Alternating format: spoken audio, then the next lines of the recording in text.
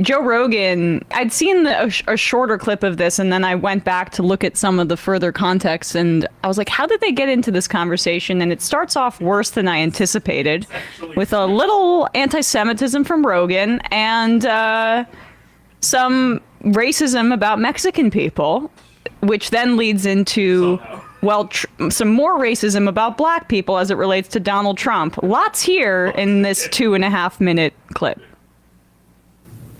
Claudia Sheinbaum was elected the country's first female president after a bloody election campaign that saw 37 candidates assassinated. And that's our neighbor. Whoa. We live next to a fucking crack house. That's on fire. A crack house on fire run by a Jew. First lady.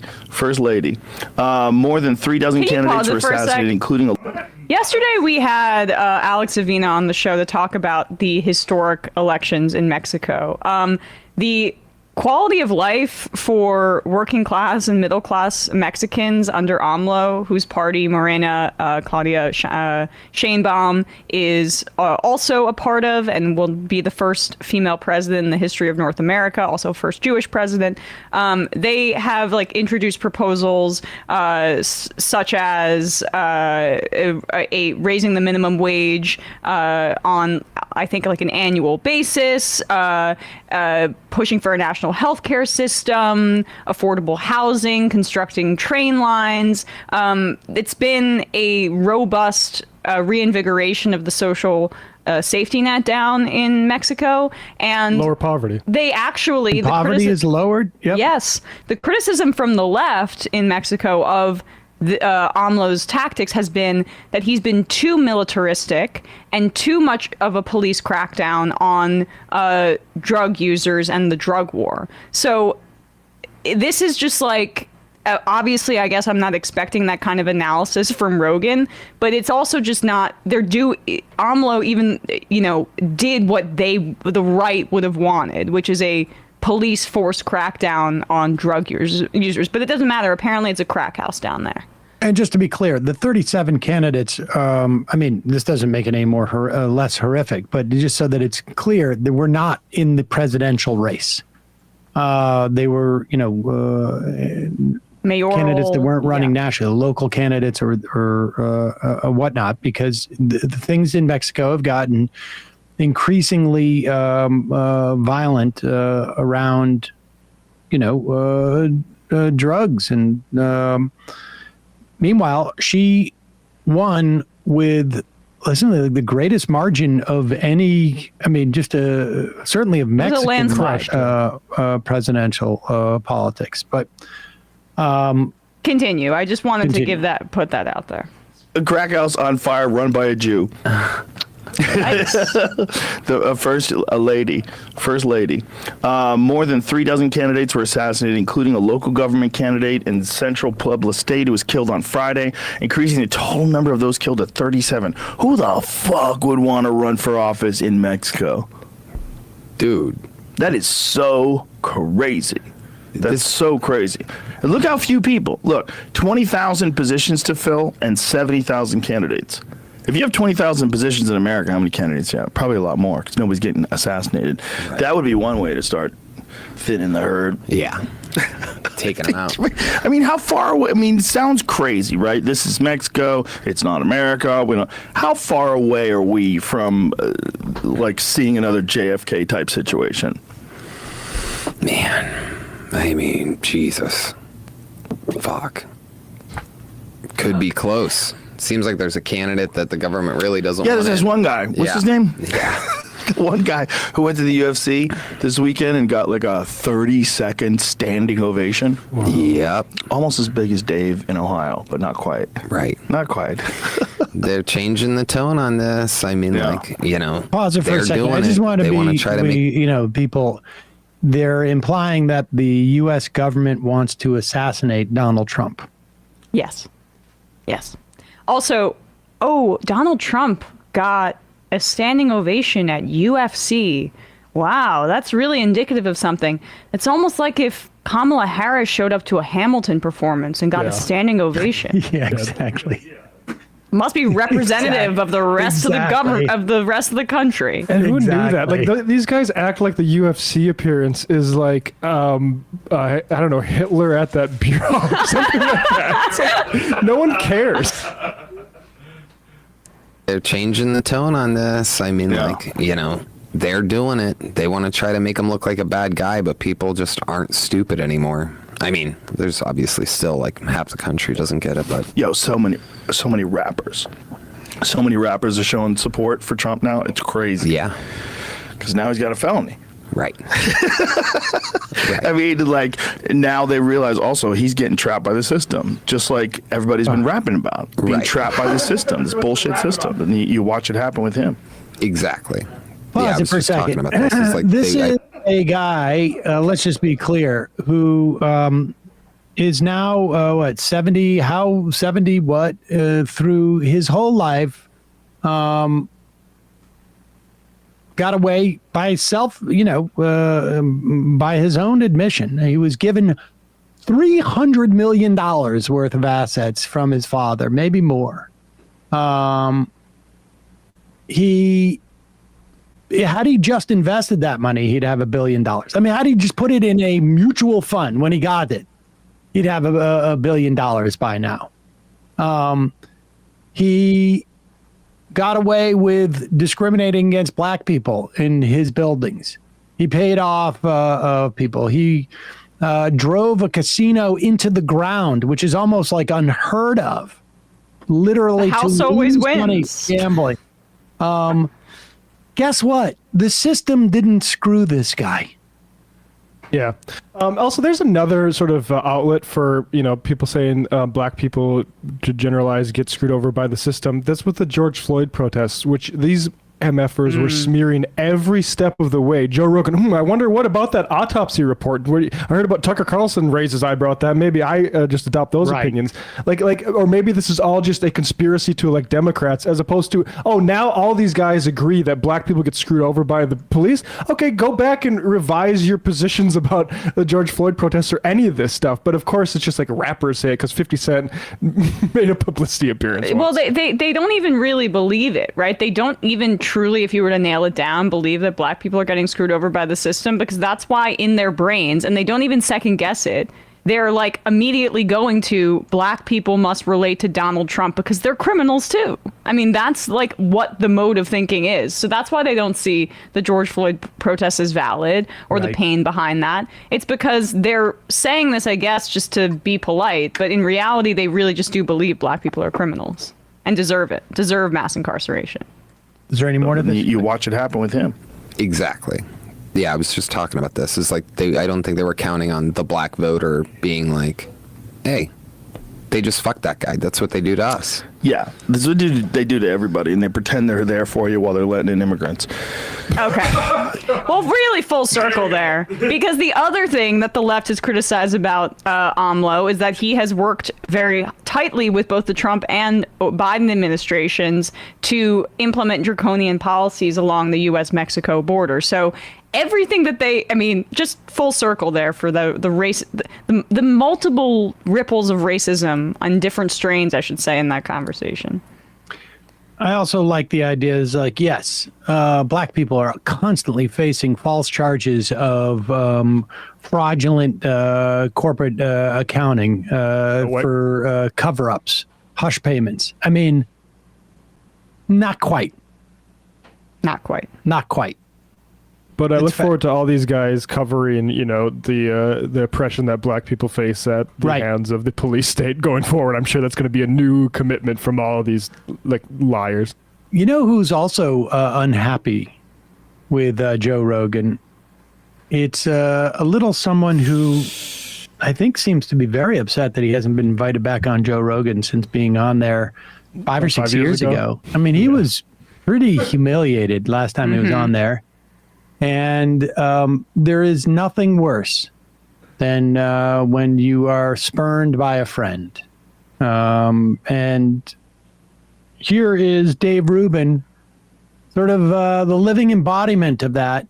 And the funny part is that, like, I'm not sure what Rubin thinks why Rogan is not being explicit about his where he's situated on the political spectrum. But here, Dave Rubin is confirming what we have said, both about Dave Rubin and Joe Rogan. These people are right-wingers. And Rubin has given up the pretense that he wasn't. And he's calling out Rogan, really, in many respects, for not owning Being up a to the fact that rhino? he's a right-winger. Or not doing what Dave had to do. Admit it. Thank you, sir. All right. So first off, did you catch that last second there? That was him over the weekend shaking hands with Joe Rogan, a big smile from Rogan and everything else. So like, are you going to tell people, are you just not going to vote for him? Or look, you could shake hands with somebody and not support them, but like, what is it that you're not supporting? What is it that you don't think the Republicans are doing better? Again, all the answers really are not purely political. As you guys know, they're spiritual, they're personal, all of that stuff. But there is a political system. And if we're to participate in it, then I think you have to vote for people that are a little more in line with your values. The other reason I'm showing you that is I'm not a huge UFC guy myself, but do you think that the average person in that crowd, as you're watching all those people cheer, do you think they're old school, stodgy Republicans? Do they strike you as whiskey drinking, cigar drinking, thinking about war and money Republicans? Or are they just like Pause it for a people second. that like to watch people fight? This is it, just like, Dave Rubin has honestly the brain of a toddler. Mm-hmm. He has the brain of a toddler. Like Republicans are old school Republicans are sitting around smoking cigars and like the Daily Wire guys. Looking at their ship in a bottle. Right, like the Daily Yes. Wire guys, which he would never be invited to one of their cigar leather chair hangouts because like he might try to have sex with Yeah, one he's of them gay. or something. Yep. But he's saying that, like, aren't you amazed that UFC fans supportive of the Republican president? So misanthropic. It's unbelievable. What a shock. About war and money Republicans, or are they just like people that like to watch people fight and they're probably a little more libertarian and probably don't even care about politics largely, but they see now something in Trump? That is the point. That is, again, that wide tent thing I'm always looking for. Now check this out. Pause it for a Here second. is Wait. UFC fighter Let's just be Kevin. clear on what Dave Rubin's definition of a wide tent is. Guys sitting around with cigars talking about war, all the way to guys who are going to watch other guys fight, maybe smoking cigarettes or waiting until they get outside to smoke cigarettes. This is a big tent. Big people. tent. This is a People going to big NASCAR races, people going to monster truck races, and there's some football fans in there too. This is the Republican Party. This is a big tent. I skipped a little ahead. But it's very much actually the same thing that Rogan said up top, where the system is going after Trump. What 50 Cent is saying there is, the system. You can agree or not agree. I'm just telling you what he's saying. The system is going after black people. That's so. Has been going after black Sorry, people. that's in a bit very of an funny that he has to like distance himself from that. Exactly what I was just saying. Like Exactly. We're not going woke here, but for the purposes of Trump, let's just buy into a little bit of the woke stuff about the criminal justice system. What he's saying is, look, because black people delusionally think that the system is after them, and it's actually after Trump. That's why black people appreciate Trump. Now they're deluded, but that's what's happening. Right. 50 Cent is saying there is, the system. You can agree or not agree. I'm just telling you what he's saying. The system is going after black people, or has been going after black people in a bit of an odd way over the years, and now we see them doing that to Trump. So Trump is our guy. So again, guys, it gets to the widening of this thing. These are groups of people. These are individuals first, and then groups of people who you would not think are all on the same side of things. I have no idea if 50 Cent and Joe Rogan agree on anything. I have no idea if 50 Cent and Donald Trump really agree on much of anything. But they are largely coming around to be like, Biden and the Democrats are lunatics, so let's see if we can build something. And now, this is an interesting one, even the people who at the end of the day get it, but will still vote the other way, they're starting to freak out too. So on Bill Maher's Club Random Yeah, we're good on that. Oh, good. It's unbelievable. He has wide. room, yeah, he has room for like 8 personalities in his sort of universe of commentators. I'm looking at like the cohort of people who are on Bill Maher's Club Random and aging rappers and Joe Rogan. And across this, I am making these broad pronouncements about what's going on in the society. And I'm really seeing it. I mean, Right.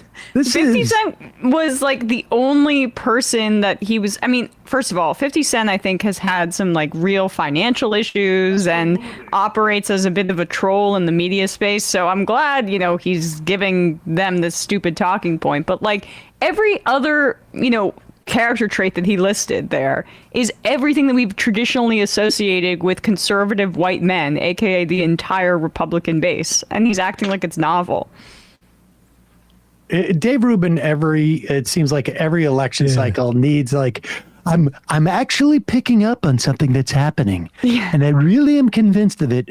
And then, like, whatever it is, a day after the election or 6 weeks after, okay, not so much. It's like the Dem exit. Remember that? Yes. Well, it's the same. It's the entire construction of his whole career. Yeah. Which is that, something's happening in the Democratic Party. I'm leaving. I'm the last liberal. Then there's Dem exit. Then it's a red wave. Now Something it's odd. It's like, police are going after black people in a little bit of an odd way. Yeah. In an odd way. So quirky. So at the end of this episode of the Rubin Report, Dave makes one more entreaty to Rogan to put his support behind the Republicans. Oh, here. good. I'm so glad we got to this. The point is, Rogan, you get it. You get it. So if we flash that to that second clip we showed you at the top of the show of Rogan saying that Republicans are just as bad, it's just not true. So I think I proved it to you today, Joe. The choice is yours. You don't want to turn Texas, where you moved, into California that you fled. And I agree with that. That's why I live in Florida. But we also don't want to turn America into Africa. And that's what the Democrats are doing right now. Wait, what? Whoa. Yeah. How is I look forward to America? How continuing is the the con- Democrats turning America into Africa? Black. Yeah, I'm trying to square this with the whole police just go after black people in an odd way comment. A bit of an odd Trump way. is picking up like a non-African black people because they don't want it to go turn into Africa. Come on, Joe, just what you're doing. He's a nasty racist, huh? What? Like what? He's a Zionist. Yeah. Duh. What does he even mean? Like, what does that mean? Africa. Well, it's because he's doing the whole spin on Trump's that we're becoming a third world country, but he's like, I'm gonna push the limit here. They loved. I mean, they say the same version of the same crap all the time, right? But then there's an attempt to try to differentiate yourself and maybe be a little bit more racist, push the limits here. He's been making the rounds. He was in New York Rubin. recently. He was on Megyn Kelly's show. He was on the Russell Brand show. We played that, right? Doing a barnstorming trip. Wait, was he on Russell Brand's show or was Russell Brand on his show? No, he was on Russell Brand's show. Well, wait. No, it was. I saw that stupid COVID logo. Right. That's right. Yeah. Although he was doing most of the talking. It was weird. I mean, Russell could not be more like. It is funny to see whether it's Megyn Kelly or Russell Brand or obviously Ben Shapiro, who maintains like I would never come to your anniversary party, let alone come to your wedding. They all have contempt for him, and he just can sit there and take it. He'd be the hardest person. Well, maybe not because he's mentally weak, but like he can take a lot of physical pain if he needs to. And emotional and like he really can sit there and maybe it doesn't register to him that they have such like contempt do you remember for him. when Larry King? Remember that scene where Larry King was on? Took a He cell phone interviewed call? Larry King back when Rubin was trying to pretend like he wasn't a right-wing shill, and King is literally on his cell phone during the middle of this interview, and going like, "Just give me 1 second." Literally, he was asking about his like nephews or whatever, like baseball game, and not just saying like how'd the game go. It was like, oh, and then what'd you bat? Like follow up questions. Exactly. Yeah.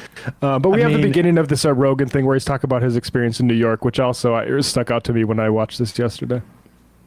The Rubin Report, and yes, I survived a couple days in New York City. As always, we are live streaming on Rumble, YouTube, and Locals. Share, subscribe, tap that notification bell. Post-game wrap-up, RubinReport.locals.com. And if you sign up at Locals, absolutely free, you will now get our new newsletter, which has insider information. What am I eating? What am I drinking? What am I wearing? Oh, wow. What am I listening to?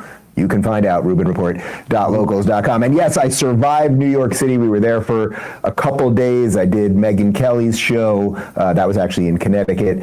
Did Greg Gutfeld, of course. Did Jesse Kelly. A couple other Fox shows. Bounced around the city a little bit. And I will say, we're going to get into a bit of this later on in the show. I will say, at times during the day in New York City, it felt a little more normal to me, a little bit more like it used to feel, although right around dusk, it's very bizarre. Something shifts.